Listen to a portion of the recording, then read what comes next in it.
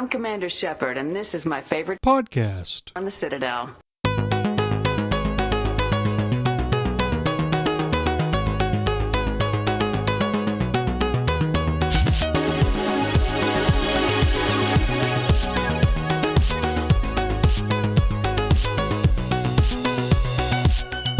Welcome to Andromenerds, the #1 Mass Effect podcast on the internet. In the world.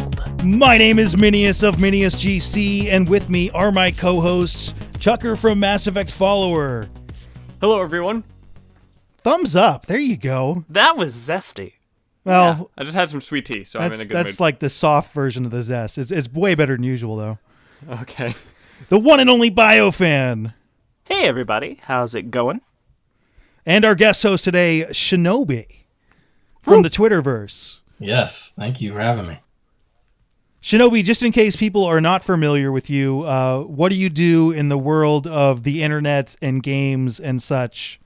Yeah, so I mostly just hang out on Twitter. Shit, what do I do? You mostly just hang. By the way, you are one of the quickest people on Twitter I've ever seen. Right, Yeah. quickest as in... Like, you get, like, stuff way before anyone else, and it's out, and suddenly everyone's like, where did that come from? I don't understand. Right. Yeah, you know, I just have my eye on the ball a lot, I guess, on video game stuff, and knowing a few people helps and stuff like that, I guess. So, yeah, Twitter's like half my life, so... Follow-up question, are you a robot? No, I do not believe I am, unless it's one of those Okay. AIs that are programmed, you know, from birth, and they don't know they're actually AI. I don't know. So you're not, like, sophisticatedly attached to every single news outlet in the world? Not that I know of. That would be great. You're though. secretly just plugged in. Are you a wizard, then? No, I've not gone to Secret Hogwarts Quarian. or anything like that, so no. No, so you're just an extraordinarily quick Twitter dude. Yes, like I said, By the way- Twitter is half my life. So. If you are on Twitter and you enjoy what general geek news, BioWare stuff, game stuff, that's absolutely follow him on Twitter. You will know things before you should. And we will link that in the description and have it up on the screen as well. Welcome to all. I also forewarn people that follow me. I also tweet randomly about my kids, random food pics, and you know, sometimes complain about random things.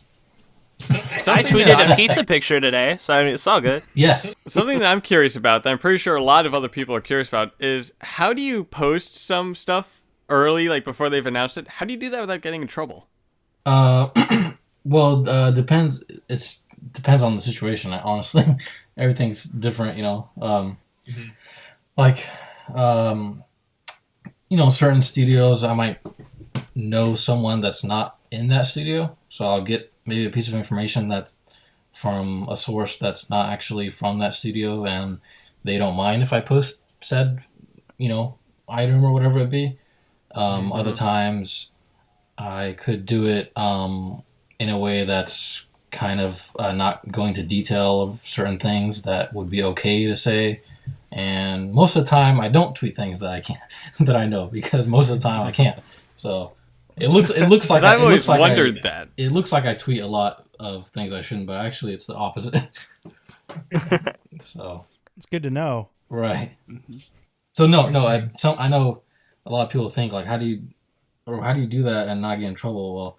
Well, I would not. If I were to get in trouble, I would not do it. So Okay, so you just kind of know what would get you in trouble Right. and what Oh, yeah. probably wouldn't. Okay. oh yeah, for sure.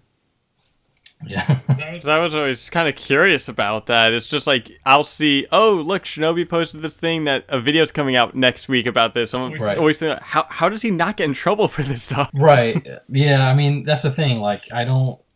Like, for example, I don't do it on Twitter. Like, I wouldn't be like, hey, everyone, I got an announcement to say, blah blah blah. It's usually, you know, because I hang out on NeoGAF a lot too. So I don't know if you guys know about NeoGAF. Yep, that's where I always see. Okay. Yeah, that's usually where I see it. Yeah, I joined there back in, I don't know, 6-7 years ago, and it's always been like a hardcore gaming forum that I like to participate in, because, you know, I don't have many friends in person that play a lot of games, so that's, you know, I usually used to go there and chat with people. So it's kind of like my second home too. So sometimes I go in like the Mass Effect thread and community thread and just drop something really really quietly, so to speak, and it wouldn't ruffle too many feathers. So that's why I know like it's not really a big deal. Have you ever posted something that did get you in trouble? Yeah, not Mass Effect related, not BioWare related, but yeah, some one, not too many. Honestly, very very rarely, like once or twice, and they were things that I assumed were not really a big deal, were like very very minor things. But then they said like, "Hey, can you remove that?" Yeah, Or yeah, and I happily obliged. So, but yeah, I've learned a ton through the past few years of what to say and what not to say and when to say. So, it's I don't have like an agenda or anything. It's just I love games and I love sharing things with people. And I know people are dying to hear things, so I know I would if I was in someone else's shoes. Here's a generic question, basic video game question. This is a Mass Effect podcast. Mass Effect Andromeda is coming out, but it's not yet. If you were to give a suggestion of one game you think Mass Effect fans would want to play that they may not have played that they need to get to in this next month, what game would that be? Are we? I'm assuming it's an incredibly complicated question that I just sprung on you randomly. Right, that's complicated. I'm assuming. I'm like, are we just leaving out the trilogy here or what? Yeah, yeah. Let's say it can't be the Mass Effect trilogy. It can't be BioWare related. So I mean, there has to be a purpose. Is it to prepare for Andromeda, or is it just to? I just believe the game you recommend. Pass the time, have fun, maybe. To pass the time. I believe it's to waste time. Yeah. To pass the time, then I would honestly just go with one of the best games I've played in recent years, which would be The Witcher 3. Yes. Yeah. Yeah. Dude, I still need to kill the Griffin. Apparently. Really? Yeah, I haven't done it yet. We won't go into that conversation. That's a very deep rabbit hole. With what? So Shinobi, what are you looking forward to most in Mass Effect Andromeda? Honestly, I would say the focus on RPG mechanics again, in-depth RPG mechanics and exploration. Okay. Because this is probably a common feeling people have with the original Mass Effect going into 2 and 3, which was they kind of reduced the exploration scope, I guess is a word I would use. And some of the more RPG mechanics like customization, things like that, but not in a bad way. I love 2 and 3, so don't get me wrong, but the first is still my favorite because of the fact that it felt I would say it felt more of a space game that you actually explore the Milky Way, and there's planets you can land on, even though they're all pretty cookie cutter and wasn't really much to do on them, but it still gave me that feeling of like I was in Star Trek. It gave me that feeling. So, and with Mass Effect Andromeda, I know for a fact that the original game was a big inspiration that they took from. So, and they learned a lot from the trilogy. So imagine a bunch of planets with a lot of things to do instead of just standard warehouse number 20 instead of yeah. So all of that excites me a lot, and I know I'm just excited because it's the next Mass Effect game. It's my favorite series of all time. So I love BioWare. I love the games. I love their design.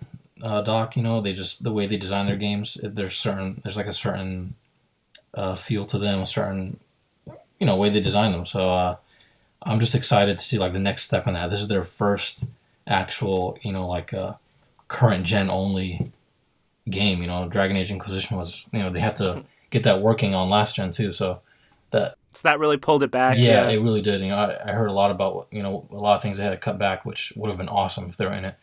So yeah, I'm just pumped. And I've heard a lot of things that they're putting in Andromeda. Just a lot of things get me excited. So it's gonna be good. I think it's gonna be good, and I think people are really gonna be surprised by how much the combat has improved and how much they've changed that.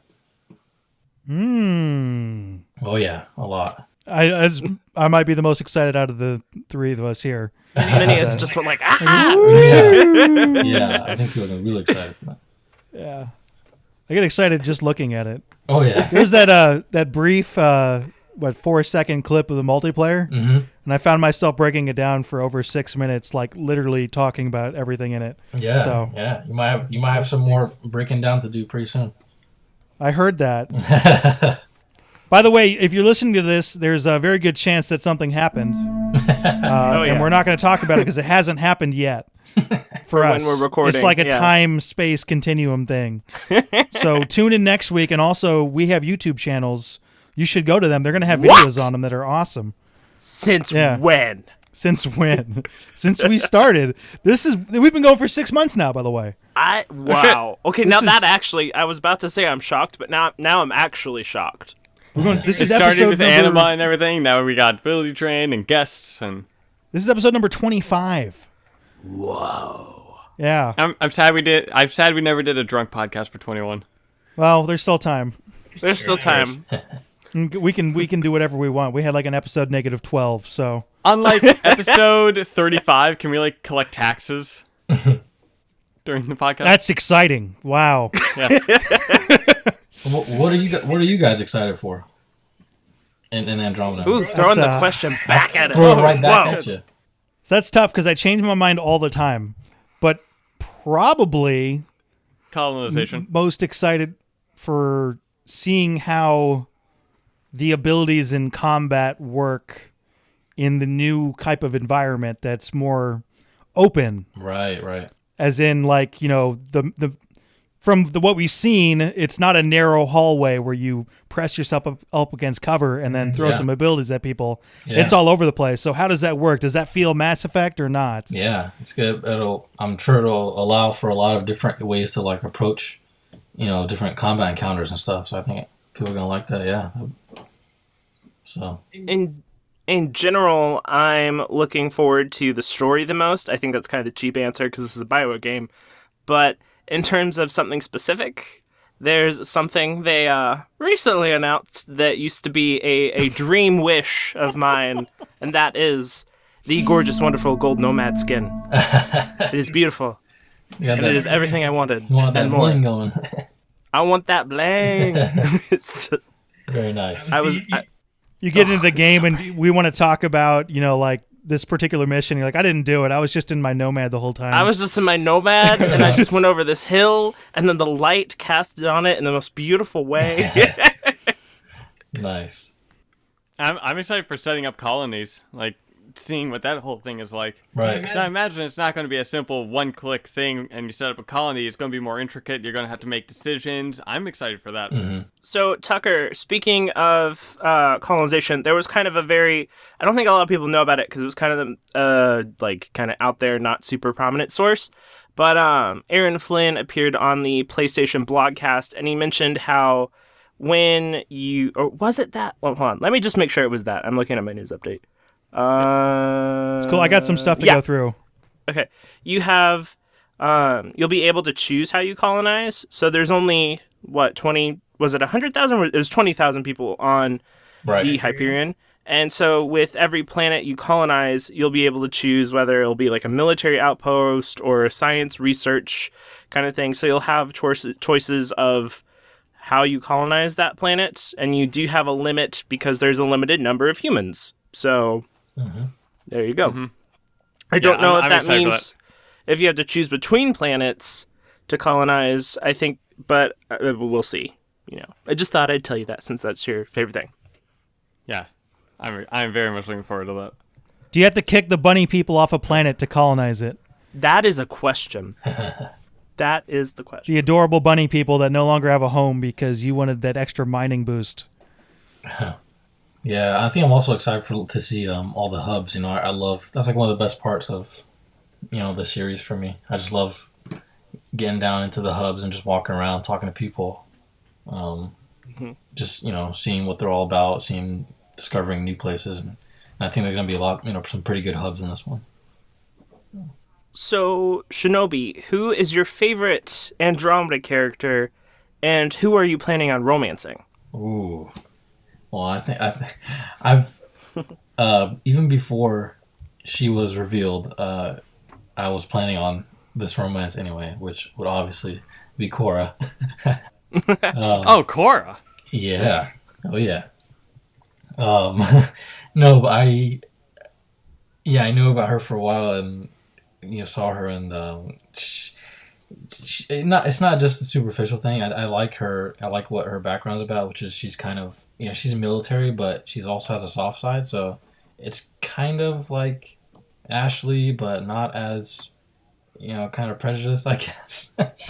Not as racist, yeah. Yeah. So Not as space racist. It's not racism, not really. So if you take out the races out of Ashley, I'm like, wow, that's a nice gal right there. So, and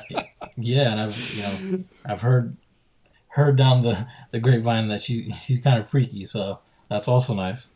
Interesting. There you go. Yeah. So that takes care of the romance. I think for the squad mate though, that's a good question. I really like Drac so far.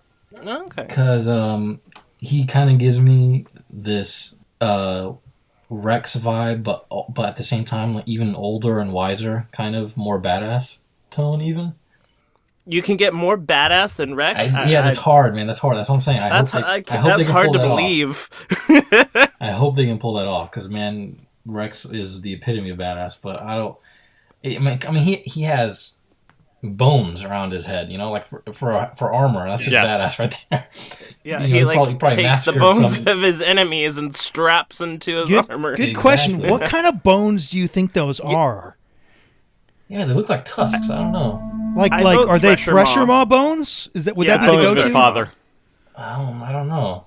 That's a good question. I wouldn't know. I don't know that. Yeah, Tucker also made the bones of his father, possibly. Ooh. Oh, there you go. Because he's Krogan. As like a way to carry on his like. Because they do. You mean he didn't assassinate his father and then wear him? No. Like maybe whatever tribe he is from, like his father passed on, so he's like, I'm going to wear his bones as some kind of honor thing. Right. Yeah. Because I don't fucking know. Because if you look at the way the bones kind of fit to his armor, it kind of looks like it could be like the way they just fit to the outline. Maybe it could be like Krogan bone. I don't know. I would think it's either his dad or like the biggest, badassiest thing you could possibly kill in the entire Milky Way, which would be a Thresher Maw. It's actually his bones. He just broke them out of his body. He just broke them out of his own body and just pulled them out. But I mean, if they were Pyjak bones, would it change your opinion of them? Yeah. That would You're like, that's kind of that would pathetic. actually be pretty funny. And also, what kind of Pyjak did he get those from? Because those are huge. That's what I was gonna say. It depends. What if it was a giant Pyjak? That's totally king of the Pyjaks. That's really badass. And oh, he got it from the shifty looking cow. That's why the shifty looking cow isn't in Mass Effect 2 or 3, because this takes place like they leave Andromeda before the events of Mass Effect 2. And no, it's before the events of Mass Effect 3, Tucker. I thought it was for Mass Effect 2. No, it's after Mass Effect 2, before Mass Effect 3. It still works. I mean, he's there. It still works. Well, still works. I'm pretty sure I ran that cow over. I might have. I'm pretty sure I did. What you don't know is in the background is just you see him just sprinting towards the cow. But I mean, besides Drac, obviously it will be Jaal, because I mean he's new. It's a new species, right? So I mean, I would love. That's one of the best parts about Mass Effect as an IP is just these crazy new aliens that you just talk to and learn all about their cultures and what they're about, their history. I loved when Javik was in Mass Effect 3 because I was like, damn, I'm going to pick apart this guy's brain. And because it's so much new lore there. Yeah, it's awesome. So that, and see what kind of things you can learn. So that's going to be real fun. Yeah, there's clearly something going on there with that race, too. That they've barely scratched the surface of. Yeah, they were in the original cinematic trailer for like a split second, and it looks like they're being shoved into things, or they're running, or there's something going on that may be very fascinating. So, oh, you mean that like really brief clip where they're like walking into a lighted part of some kind of structure out of a darker part of a structure? it breeds all kinds of questions. It does not look like a positive experience, though. Right. It did not look like a positive experience. Right. True. What's going on there? I don't know. I mean, they're not smiling and jumping around, so There might be something going on. So, on the topic of badass, did you guys see the new pictures posted on Amazon thing? Oh, those. Yeah. Those were cool. Dude, I was the thing I following wanna Shinobi, and they showed up on his Twitter feed. Yeah. the thing I want to note is that Dr. Lexi is looking a bit old for an Asari.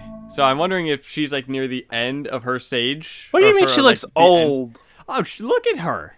I think she looks I'm alright. gonna it. what do you mean she looks old? Also, it's not confirmed that Asari is Dr. Lexi, but I'd say it's like 99.99% sure that's Dr. Lexi because we've seen her like twice now. She looks old comparative to other Asaris that we've had and seen. I just think she's not wearing as much makeup, is what I would say. I don't know. I don't think she looks old. Like her bone structure to me looks kind of young. I thought Asari used biotics to touch things up. Right. Wasn't that in one of the things on? They use biotics to wipe their ass. That'd be nice. Yeah, that changed that. No, she does look a little bit older. I mean, I could see it I her don't know being if- like. I mean, I'm looking at her now. I mean, it's pretty, big picture here. I mean, she looks fine to me. I don't know. Yeah, I don't think she looks old. I don't think she looks. I don't think she looks. looks. Mass Effect 1 Liara young, but Yeah, she's not Doesn't like look- baby Asari. she doesn't but- look like Benezia either. You got like 300, 400. Yeah. The question is, how long do you? Is that too big of an age gap? I'm Can I going bridge more that? towards like 6 or 7. 6 or 7? Yeah, Yeah, it works for me. maybe. Also, and then Papa Rider. Oh yeah, and we see like what he wears as like his casual uniform too. Yeah, I think His he looks casual great. outfit. The graphics in this just look amazing. All right. But then there's also Nakmor Kesh. Yes, Well, So it's not like confirmed feet- to be Kesh though. it is. I don't No, think. that it looks might not exactly be. like Yeah, her. Yeah. But it That looks is- a lot like her. Well, what's it's- interesting yeah. is her markings are different though. Like she didn't have that blue thing on her head. Her armor's different and her markings are different. But I mean, she's an important female Krogan in the story, so it makes sense for it to be her. Maybe they just tweaked her up a bit since the first time we that's- saw her. I mean, not counting Eve, because you can't really see her, but that's the first time we actually see a female Krogan, right? Yeah. Yeah, full face and everything. Yeah. Because I know Eve was with Mass Effect 3, but she was all covered up. Right. Yeah. Yeah. I think I think they do a really good job with the showing designing male and female races like differently. I think they do a good job. Like they make it where their differences are really nuanced, but you can tell. But so it's not like too pronounced, but you can tell. So I think it's great. Like looking at Kesh, I can honestly not tell you how I know that Krogan is female, but I know that Krogan is female. Right. Like it's not obvious, but yet I know. I would Kinda. just say kind of from the way that the face is structured. Yeah, like maybe the face structure, like it's very subtle seems things. softer. Yeah, it's Yeah. very soft, but yet you know. It's softer and It's it looks like interesting. the crest isn't as big a little bit maybe. It's very good design. Huge shout out to the art people yeah. that work at BioWare. The designers and the art fact people, huge shout out. Probably the best way to Amazing work. describe it is if you were to put Krogan in a lineup and she was in it, you would pick her as the least likely to kill you. Well, we're gonna snip this together, but one of the most common complaints I get is people are afraid that Mass Effect Andromeda isn't going to be an RPG, and I don't know if they know what that means. Yeah, no, people don't know what they're talking about. What isn't? I mean, I don't know what their definition of an RPG is. I mean, it's going to be an RPG. I mean, RPG, it's a role-playing game. Right. With this, you are role-playing. Right. I mean, you make choices. There's in-depth customization. There's exploration. There's dialogue. There's crafting. There's whatever you want. I mean, skill, mix and matching skills, powers. But I don't know. I don't know what else people are looking for. Yeah, I don't know either. So we just brought up the subject of role-playing games, and I think a couple weeks ago on the show, there was an EA conference call, and BioWare's new game was teased as not a role-playing game, not an RPG, and BioFan flipped out, and it was funny. I flipped out, but then I later... the reason I flipped out is because some articles, Game Informer, let me down and did not do their homework to find out any other further details, and were just like, it's not an RPG! But then I think it was Polygon actually got quotes from people and talked about how for some reason not calling it an RPG, but at the same time it's still going to have strong story content and characters that you're going to love and things like that.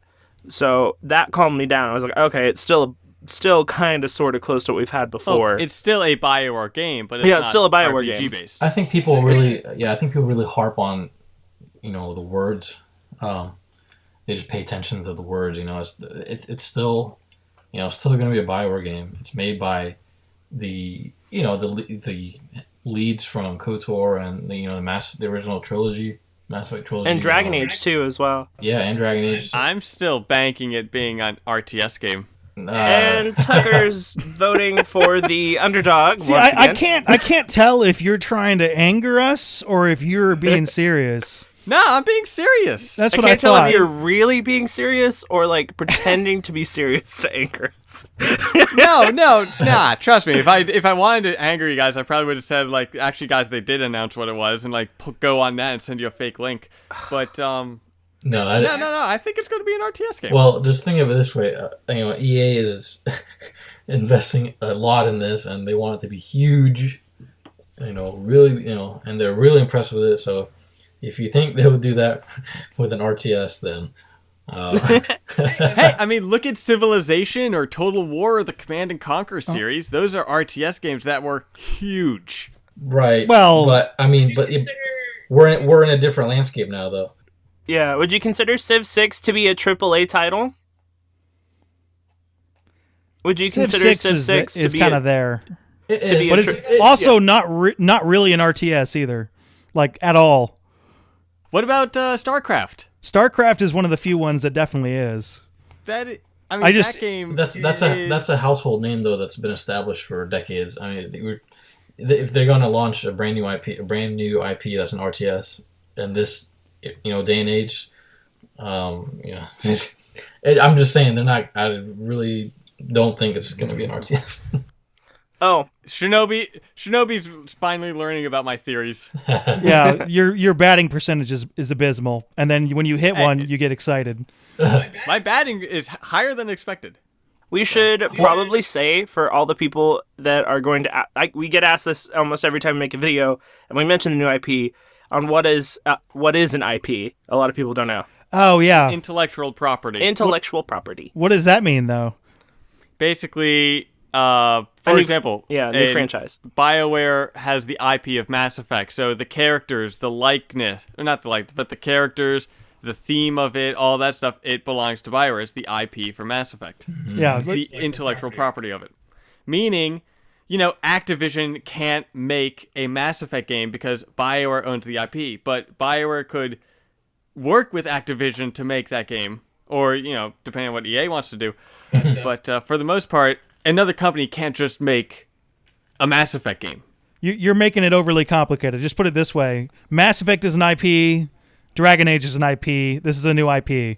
That's probably the simplest way you can put it, right? A theory that some people have been wondering is, they already have Knights of the Old Republic, but could it be another Star Wars IP? No. Well, we know it's set in a modern setting, like it's modern day setting. So I think that rules out Star Wars. Also, do we know what timeline Star Wars actually takes place in?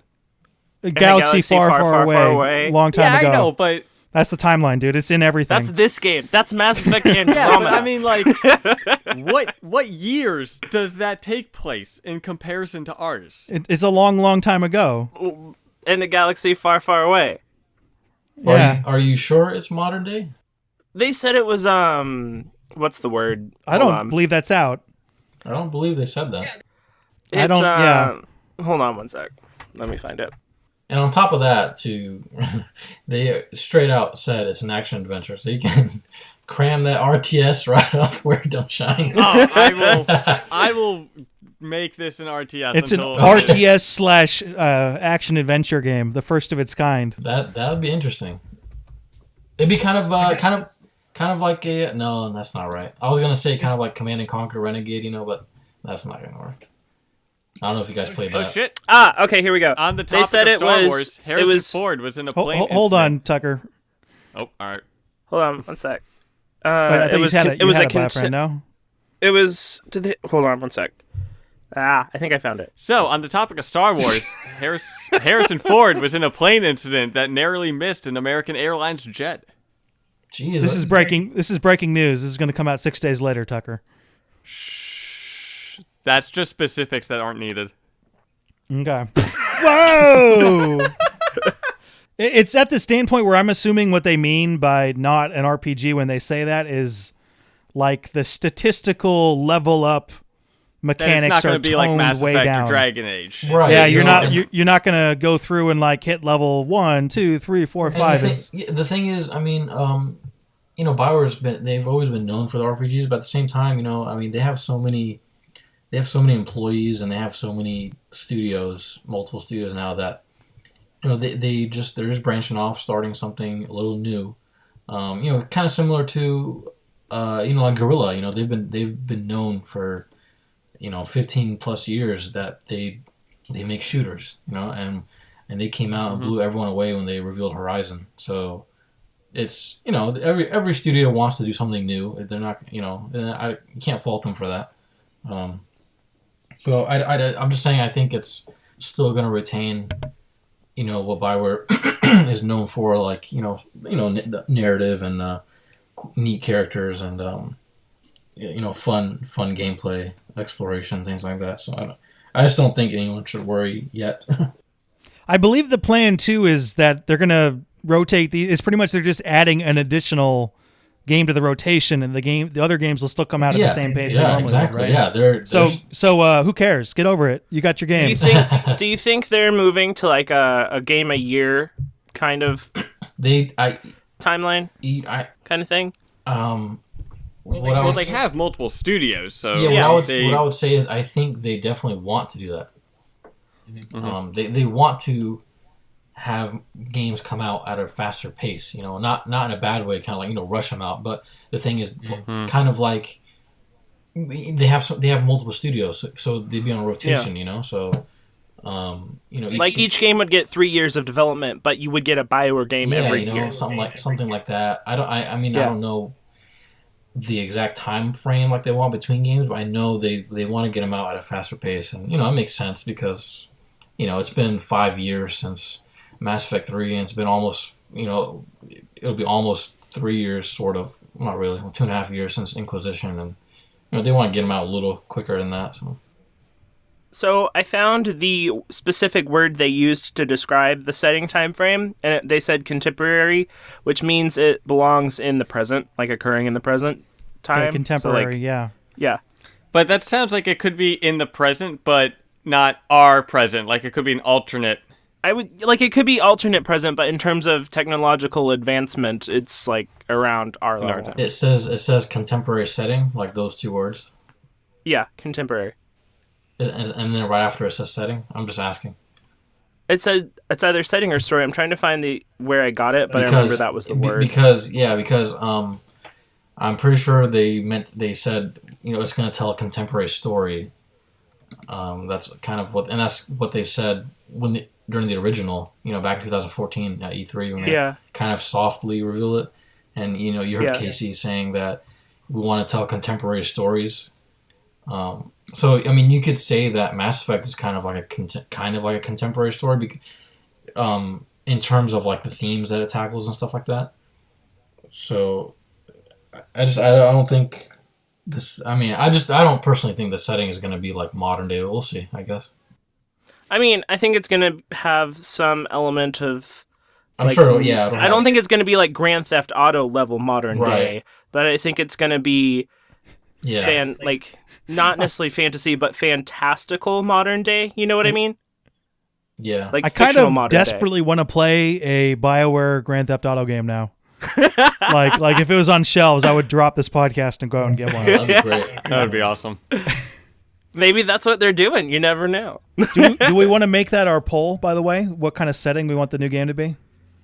So we each pick one option? Yeah, we could each First of all, we should review our last poll. We asked, what platform are you playing Mass Effect Andromeda on? And it was by far our closest poll that we've ever had. PC was number one with just 36%, Xbox One 33%, PS4 31%, out of almost 1,500 votes. Wow. It's like really close. You're saying that's not... Oh, wait. We forgot to ask Shinobi the key question. What is your excitement? Don't do that. No. Oh, you're no fun. Don't worry about it. Don't worry about it. So I guess the question would be, what setting would you like BioWare's new IP to be?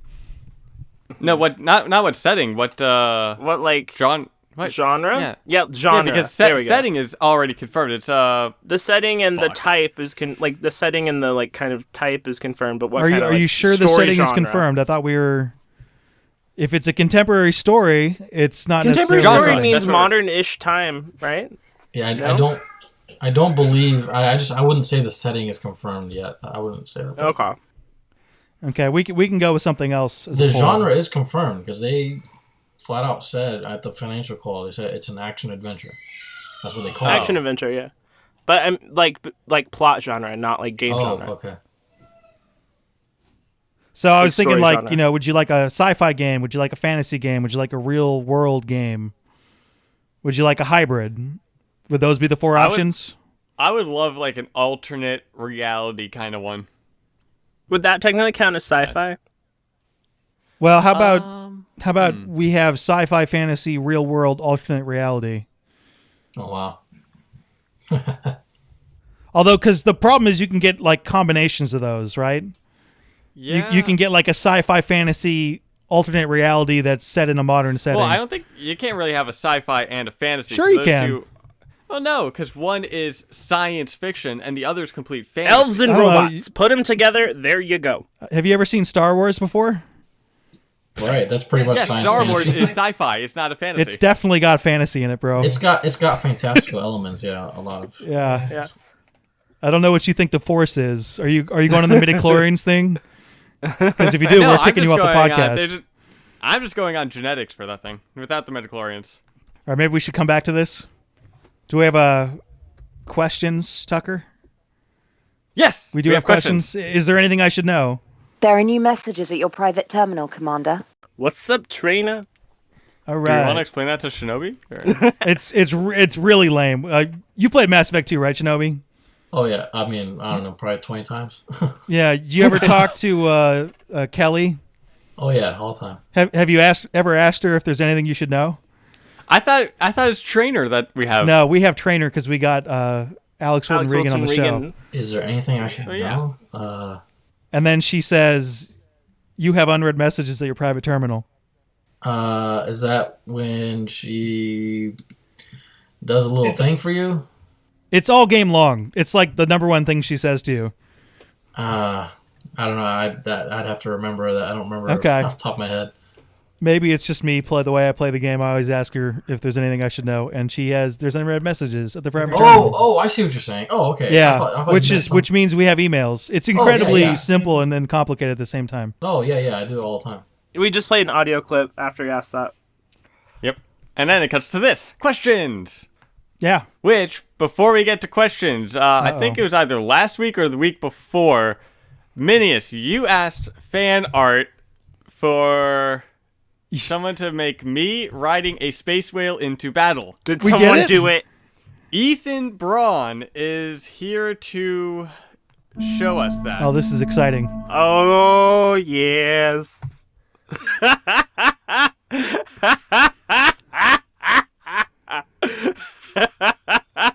I'm trying to... That is so funny.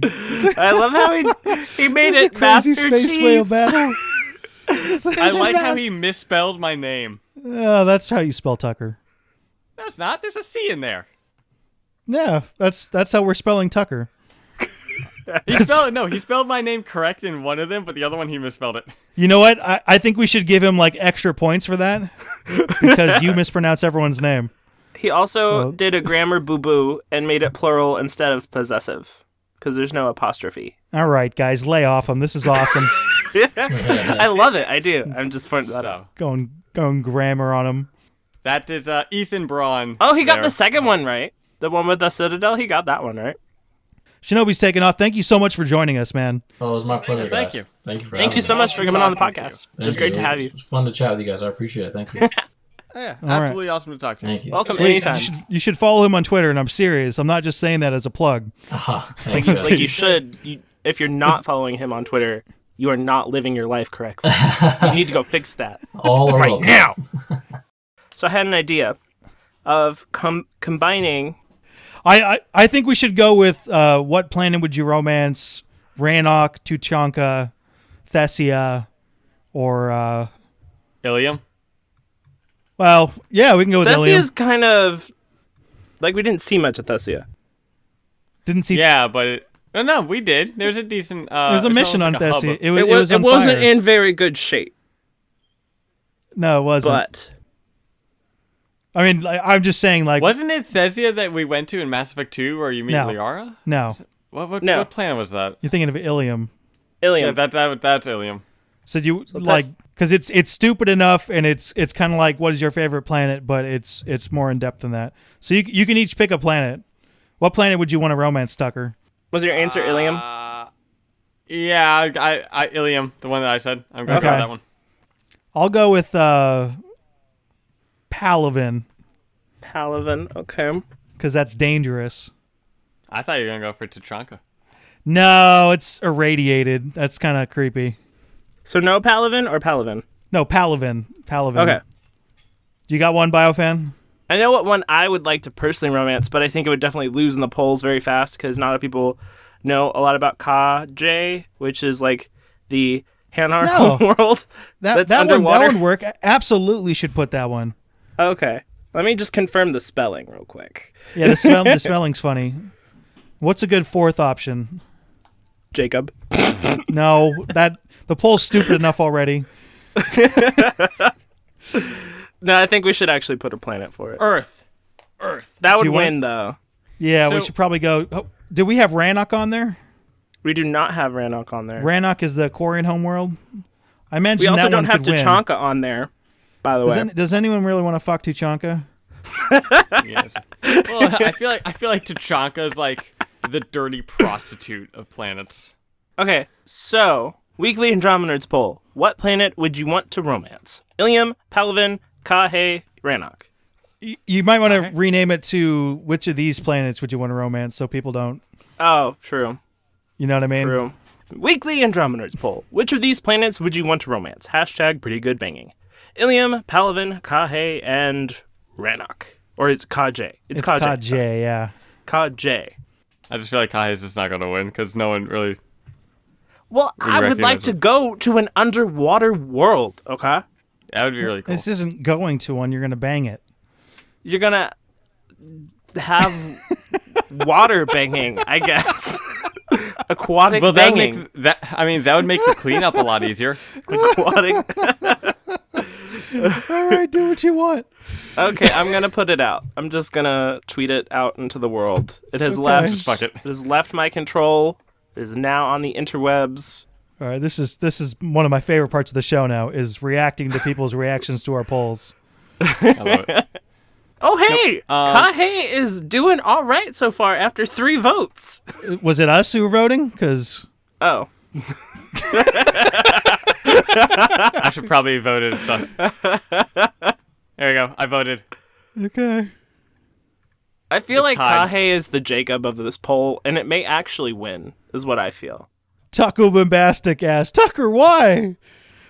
What'd I do? I don't know. It's your poll, dude. I just made it. Kahe's not winning. Hey, look, Why? I'd say Tuchanka radiation poisoning is an excellent STD to have. Adam, BioFan. By the way, Adam was one of the people that we did the multiplayer streaming or test streaming with. Adam Wigley? Yeah, Oh, Drax #1 fan ever. yeah. Awesome. Yeah, actually, I wouldn't get into that. Special thanks to the people who joined us online for our very first ever totally impromptu co-op community playlist. We somehow got it Adam was- Wigley on there, the world kind of creepily the world's #1 Drac fan. And who were the other people on Thomas and Tyler also pitched in. So we're gonna do that more often. So keep an eye on our Twitter accounts if you want to play Mass Effect multiplayer with the Andromenerds. What? What? It's not a secret. Not a secret. Not a secret. All right. So questions. This is, again, one that has shown up a little bit. I am not sure that I can afford the strategy guide. Do you think it's worth it just for the non-mission related things? No. Yeah. You don't need the game guide, but I'll give you an example of things that I always usually get the game guide just in case. I'll give you examples of things in Dragon Age Inquisition that the game guide was essential for. For Andromeda, it will tell you all of the romances because the devs apparently don't want to release all the romance options. So if you want to know who is available for Scott or Sarah or both, then the game guide will tell you that probably, or at least every BioWare game guide has before. And then the thing that I needed the most help with was like learning where the dragons were on the maps so I could avoid that area if I didn't feel like getting in a dragon fight. Or the most helpful thing above all was in Dragon Age Inquisition, the specializations to unlock them, Tucker won't know about this, you had to go on like a quest thing and go kill certain groups, and it was just so That one was ridiculous. It was ridiculous. Yeah, that one was ridiculous. It took like 3 hours to go get a specialization? Yeah, that was stupid. It was, oh man, it was bad decision. Here's why I think you shouldn't get a guide, is because playing the game and finding that stuff out is fun. Mm-hmm. That's kind of why. So especially if you're short on money, I mean, just you can play the game and find things out. This person says that they're not sure if they can afford it. If you're not sure you can afford it, obviously don't. Yeah. If you can't afford it, don't worry about it. A lot of that will be on the internet after like a couple weeks. There might actually be some stuff on our channels about that. There might. Well, that too. I just feel like I always get it because I just like to have a copy of that. Like I have one for Skyrim, and I love just looking through that, trying to figure out like how to get Daedric items. Yeah, me too. Like I like looking at certain things that you probably wouldn't figure out from just playing the game yourself. And it also, as some, like, I love getting achievements in video games. I love 1,000, like getting 1,000 gamer score in games and everything like that. So I typically like to get guides for open world games like GTA and things like that. And with the way that Mass Effect is looking, I'm definitely going to be getting the strategy guide. I probably should get it, but only because I run a YouTube channel. I'm going to play through the game first. But yeah, if you like money, like be careful with money. Mm-hmm. Yeah. There is a definite charm to playing games without a strategy guide or hints or anything like that. Mm-hmm. And that's I go in the first round only looking at the romance options and certain things. Like I don't look at the story sections until I hit a wall where I'm like, I can't find this, or why am I not progressing? Like you're stuck somewhere. Yeah, if I'm stuck somewhere. Yeah, like you're stuck somewhere. That's the number one thing a game guide is good for. If you somehow get stuck somewhere, then it helps you get unstuck. Because you're like, oh, well, you didn't go talk to this NPC that you didn't know that you should have gone to talk to unlock this story component. You know what I mean? Those kind of things. Especially when it's early and there's no like gameplay videos or something like that. Oh yeah, when it's the early days of the game and you don't have that, yeah. All right, BioFan, you were correct. Kage not doing well. 8% out of 87 I still think votes. it would be a very interesting planet to visit. So, well, this is not. It's not about visiting. It's about banging, and what that means is up to you. That's one of the planets that you visit. It's not one of the ones you get down and dirty with. It's a planet you've yet to get down and dirty with. It's a new experience. It's a planet that you're just good friends with. It's the planet you've yet to bang. You've already banged the other planets. It's the new option. Just saying. It's the new meat on the block. It's the new meat on the block. Oh my god. What a stupid poll. All right. Next question is from P.Heberer. What? Something like that. What? P.Heberer. Spell it. P.Heberer. Okay, I'm with you. All right, do you think there will be a lot of interaction with the other Pathfinders, and what kind of interaction will it be? Possibly even a romance. Ian Fraser confirmed that we would meet other Pathfinders in the game. Just so you know. Oh yeah, I mean, do you think you'll be able to romance them, or? I mean, I think that would be interesting. I would want to. There's an Asari, Solarian, and Turian. Commentary. I love how everyone wants to bang everybody. Just on the internet This and is right the now. BioWare fandom. You're like, can I bang it? If I can, I will. It's hilarious. That's all the internet's been about on the BioWare section the last couple days. People want to know who they can romance. People No. to know things. It's not that. They want to bang everybody. It's because if you aren't a jerk face, then you can. I guess it's easy to start a relationship compared to the real world. I guess because archetypes are not real people with real flaws, I guess, even though they sometimes are written to appear so. So I think maybe it's that it's not as hard to form a relationship with a video game character. Do you think that's it? I have no idea. Okay. I'm just making commentary. I mean, I just feel like we're going to meet them, but just... Do you want to hear a theory I have? Sure. So you remember I think it was the N7-Day trailer, that one clip near the end of the trailer where it shows Ryder, Liam, and Korra running with some other Solarians, and then you see the Tempest fly over? Oh, yeah, that scene was fucking awesome. That scene with all the Solarians. I wonder if that has something to do with the Solarian Pathfinder, because it's interesting that it's a big group of just Solarians. So, that makes I didn't even think about that. Gonna go bail out Solarians again? Mm-hmm. That's what they're for, being bailed out? Unfortunately, Sure. They can't handle themselves. All right. David Weiland. This guy asked a lot of questions, so I just got 4 of them here. Question for Minius. You can only pick one. A hammer or a sword to wield as your melee weapon. Damn it. Only one? Damn it. Where's a coin? I want to flip a coin. All right, we'll just go with hammer since it fits the persona more. But I'm very bummed that I can only use one. All right, question for BioFan. If you could customize your Nomad into gold, which has already been confirmed, do you think you could ever shy away from that color? Or do you think you might add other colors, like if you could, gold and something else?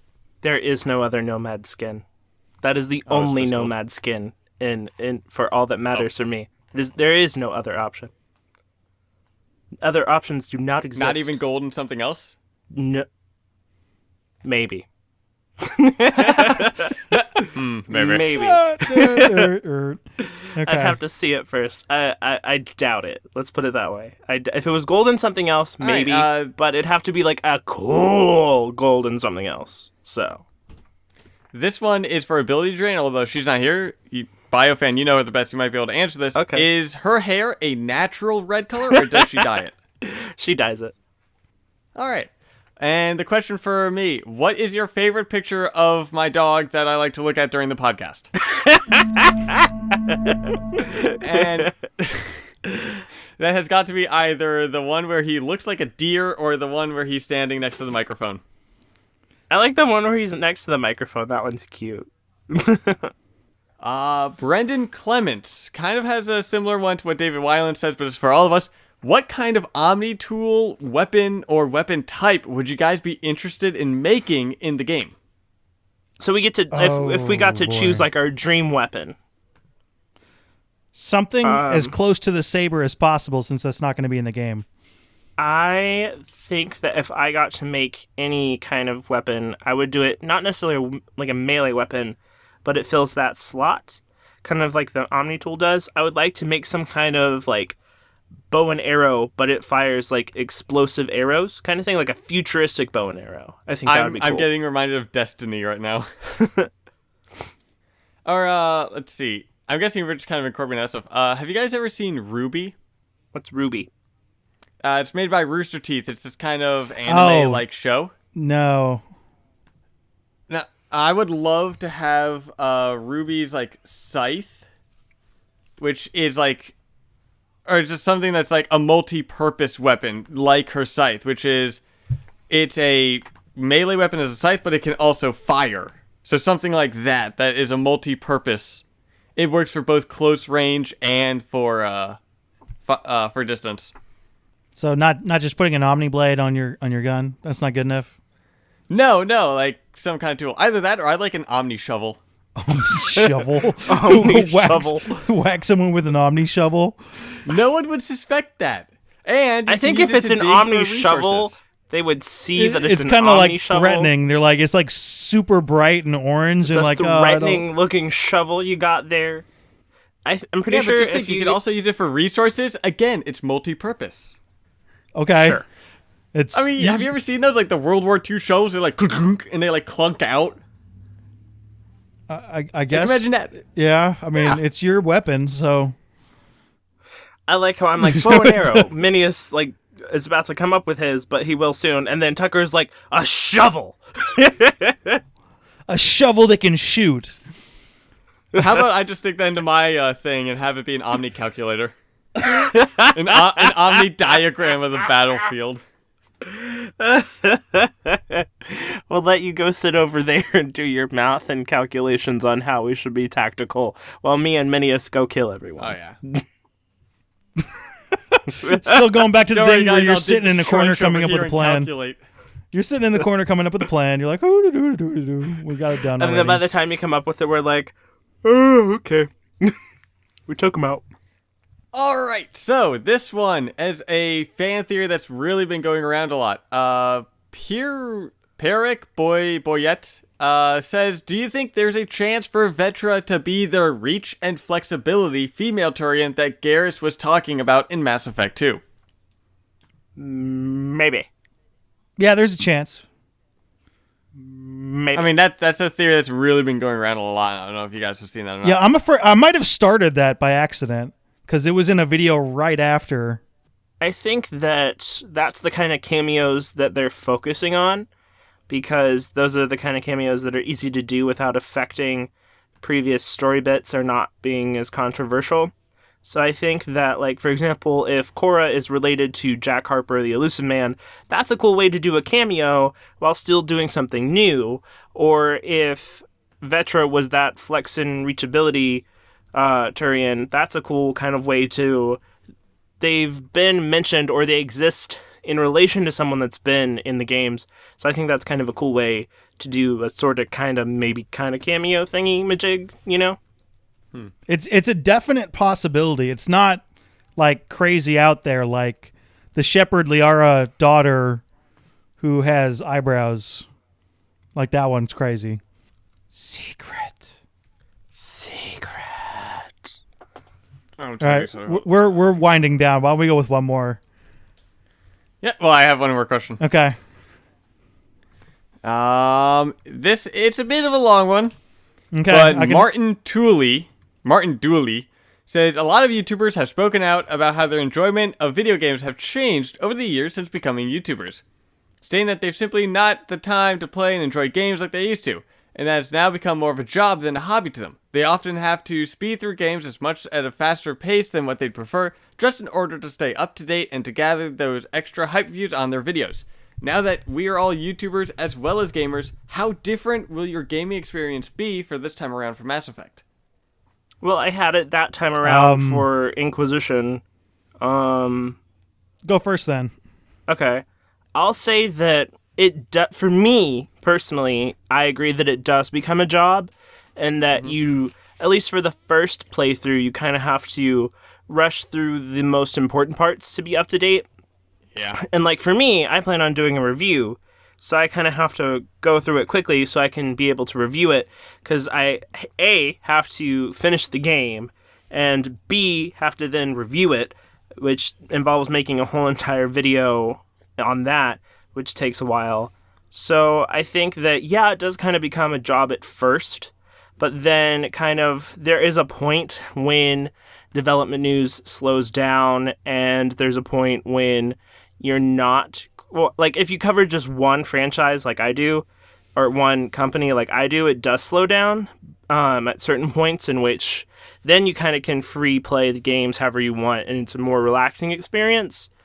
But, yeah, I'd say it kind of does change it for me. But at the same time, while you lose that aspect, you do gain, like, a whole different stuff. Like, I gain so much from doing my videos that I love doing, and interacting with developers and different things like that. Like, you gain new things as well that are also very valuable. So it's kind of like a catch-22, you know?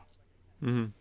I mean, I kind of feel that too. There are moments where I kind of just don't want to play. Like, I'm in the mood for to play a different game. Yeah. But it's like, well, I also have to record this gameplay, like the specific kind of thing, and getting to it. And it's kind of not. It sounds weird, but it's just not enjoyable. Yeah, like, and I've also had that with. Yeah. Like, anytime I've also had that with my degree as well. That I've had to play games for homework assignments, and it takes away some of the fun of it, but it's also still enjoyable. Yeah.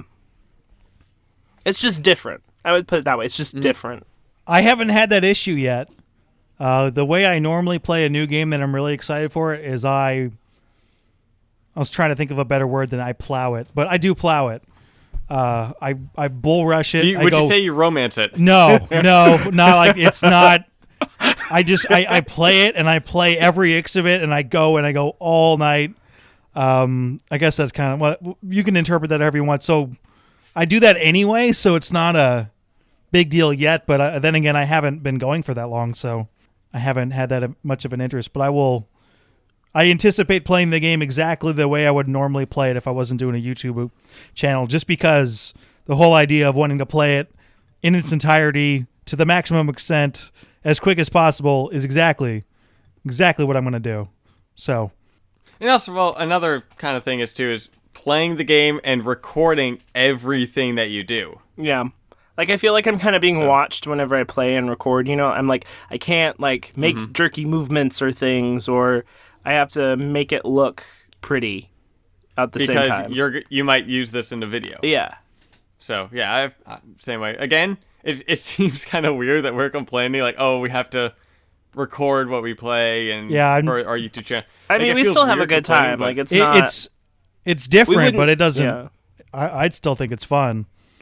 Yeah. Yeah. But like I haven't been doing this. You guys have both been YouTubing longer than I have, so like, it changes things, but it doesn't ruin the experience, I would say. It just makes it different. But then at certain points when, like, the game's been out for a while, they're not yet ready to do DLC stuff. I've played the game a few times. I reviewed it. That's when I get to kind of relax and really dive deep into it. So I get that point. I just get it a little later. I played these Mass Effect games so many times that I do not remember what my first playthrough was like. Now that I'm thinking about it, like, I do not remember what I did. Yeah. I don't remember what class I used. I think I don't know. I played them so many times that they just kind of blend all over together. And then, like, I do a final playthrough, like, this is exactly what I want to do. Oh yeah, I always make sure I do a perfect one. Yeah. Are you guys doing a final playthrough before Andromeda comes out? I already finished mine. I just finished it like a few weeks ago. You, Minius? I'm playing the multiplayer instead. You will catch me on the multiplayer if you go on there. A couple people have already. Do you know the one? I made one mistake in my latest playthrough because I forgot.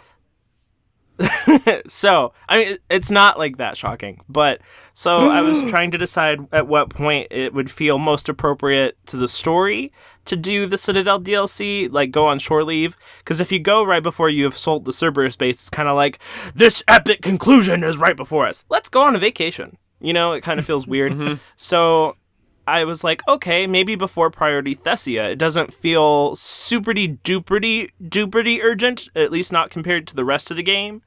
And I was like, okay, most of the people are okay, so I went. And then it wasn't until everybody was lining up for the big photo in the Citadel DLC that I was like, oh fuck, where's Miranda? Because I hadn't gone and done Sanctuary yet, which you need to do after Priority Thessia, which then leads you to the Cerberus base. I was like, damn it! It was so close. So what I do there is I kind of consider the Citadel DLC the real ending of the game. Yeah. It's the last thing they put out, so I beat the game and then use the little magic child thing to go back and then do that. Pretend that I'm you curious, did the have destroy you guys ending ever and had you survived. Morden survive it? Have you ever had Morden go into the Citadel DLC? He's not in the Citadel. He can't, Can he? No, if like, you're can a he? super 'Cause horrible he- human being and don't cure the genophage and fake it, and he still survives, he doesn't show Yeah, up. I've never actually done that. I don't think he shows up. I think he's like he can still be alive if you're a horrible person and don't cure the genophage and fake it, and he goes along with it. But I still don't think he shows up. So I think he just like doesn't he just leave your group after if he survives Tachanka? Yeah, like you never see him again. He just goes to He leaves. goes to a planet with seashells or something. I still love that Morgan can survive. Like that was one of those things that people thought. But nobody that does it had because to people happen. aren't horrible human beings. Because you have to, Well, you have to kill, it's you have to really kill Rex specific. too. You have to kill Rex. Yeah, in you that have to situation, kill too. Rex. You have to destroy Malin's data, and I think you also can't activate Grunt. And I then think you have can to do activate just Renegade in.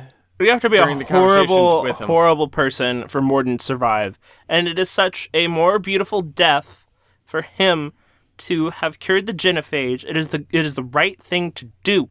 You know it. What about people that shoot him You can so shoot. he doesn't make it? You can shoot Morden. Yeah, you can shoot Morton, and Yeah. he dies before he activates the cure. Oh yeah, those people just shouldn't exist. That's just horrible. Like, literally, like when he's holding, no. Shepard points. That the should gun at not even Morton, be an option. And No. Morton like No. tries to go. Absolutely goes to should the be an elevator. option. No. Shepard How shoots him. dare you? No. Damn you, Patrick Weeks. No. No. No. No. Yeah. All right, so No. the game is getting closer to release, and we have to tweak the way we do Andromenerds. So we were wondering, what would you like us to do for the couple weeks that the game comes out, a couple weeks after the game comes out? Because we're not exactly sure what you want. So let us know in the comments section. You can go in as much detail as you want to. Our current idea is to do some... not really Let's Play, but maybe a hybrid Let's Play multiplayer podcast with Andromenerds, which would not be spoilers, so you can play the game at your own pace and then still listen to Andromenerds. But let us know in the comments section. We'll be keeping it spoiler light or spoiler negative. No spoilers for a little while, at least. At least a full week and a half. Yeah. Maybe 2.5 weeks Yeah. after the little game while. comes out. Let us know in the comment how long it takes you to play games that are the size of Mass Effect Andromeda. So maybe like Inquisition. If you played Inquisition, how long did it take you to finish Inquisition? Tucker, how long did it take you to finish Inquisition? Well, I want to actually know, when did I start Inquisition? Let's see. When did I get my first achievement in that game? Because if we're going off of Tucker's timetable, we're never doing another show. We're never going again. to talk about the game. We're never going to talk about Andromeda. That's the end of the show right there. Oh, boy. After you finish Andromeda, you should go back and play Inquisition. You need to I know at least... that I played Dragon Age before the hurricane, so that was before October. So You pretty at much some right as we point- started. So over 6 months. No. 6 months. Holy crap! It's February. Yeah. 5 months, 6 months. There's about 50 weeks in a year, and this is episode 25, so this is 6 months. Let's see. Here it is. Dragon Age Inquisition. It just needs to load up. I got my first achievement March 1st, 2016. Yeah. So like a year.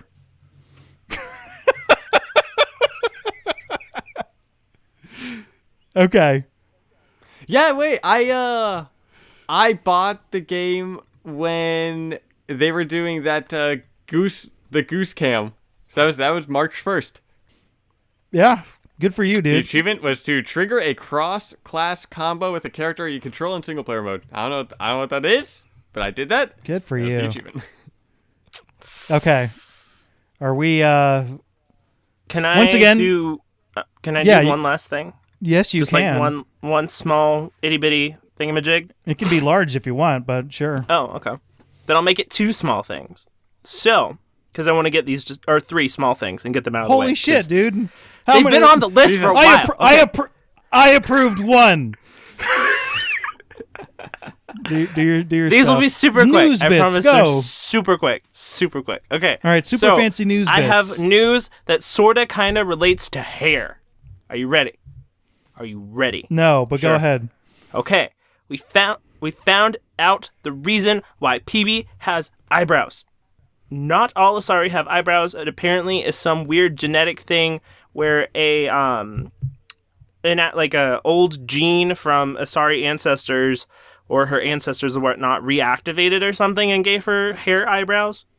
Apparently, is what they're going with. That's interesting. Mm-hmm. And then the other thing is the Nexus Uprising novel, the first Mass Effect Andromeda novel, has been moved to March 21st for its release date, so the same day as the game. But that 21st date also applies to places where the game releases on the 23rd. So, if you need some outlet to get through those 2 days without Mass Effect, while other people have Mass Effect, I would recommend picking up the book, since it comes out and you can read it. You can't play the game, but here's a book. Take that, millennial. But, and then last thing, super short. So there's an interesting coincidence that I found. So Vetra's voice actress, Danielle Rain, is in a movie with Scott Ryder's face model, Stephen Brewis. Interesting. Small world. What movie? It's called 100 Yards, and it releases in March, coincidentally. The 100 Yards. I think I've heard of that. It's like a football movie, but yet there's like some point when they go to Asia, and then there's some kind of illness at some point, from what I've seen. Asia is known for their football teams. Yeah. Yes. It's true. Definitely. Okay, that was my 3 That's things. all the nerdiness we've got for today. Remember that every time you like and share this video, Jack adds a coin to her swear jar. If you have any questions for us, Mass Effect related or otherwise, feel free to email us at andromenerds@gmail.com. Hey, we didn't do and your videos. questions may be featured in an upcoming episode. We did do Minius, videos you at the forgot a segment. God. No, I already told people to go to our channels because we're going to have videos on the stuff. Do you want to repeat but that? we've done videos recently, probably, right? Since the last time we recorded. So, all right, take it away. Go. Do your thing. Tucker, do you want to go first? I have a video coming out explaining why you should buy Mass Effect Andromeda for those that are still on the fence. And I have some news update stuff, so you can go check out the recent development coverage, info, what's nots. There we go. Cool. Minius, what about you? I got a secret video. Oh, it's a secret. Okay. Oh, that's fun. Yeah. I already This is your teased. Go to video. my channel and check out new stuff. Like this is like this is redundancy at this point. But we like it. Podcast over.